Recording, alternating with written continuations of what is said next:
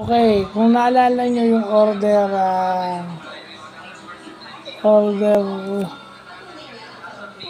order takers, di ba? Yung blinag natin na sabi ko dapat yun yung nilalagay sa AI kasi pag nagkamali yun, mali na lahat. So ito yung kapatid o kamag-anak nun.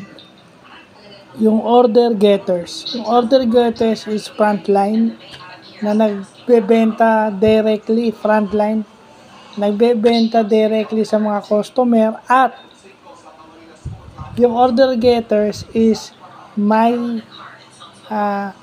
obligasyon o may tungkulin o trabaho nilang makahikayat ng bagong customer. Dahil sila yung nakaharap sa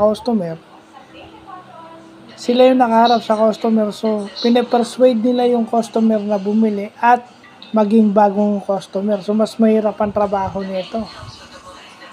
Frontline kasi yung order taker pwedeng telepono, or ito pwede ring nasa telepono lang, pero ang ano nito is mayroong trabaho na kumuha o maghikayat ng bagong customer.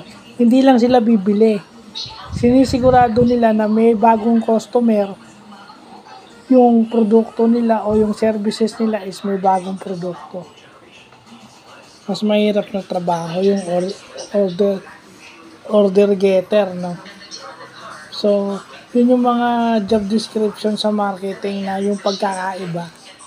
So yun yung usually nakikita natin, yung order getter, kasi etong order getter, ito yung mas familiar sa atin kasi nakaharap sila sa atin pag tayo customer at kumukuha pa sila ng bagong customer, or sinasabi nila kung may kamag-anak kayo, pwedeng sa amin, ganun yung laging sinasabi. So yun lang po.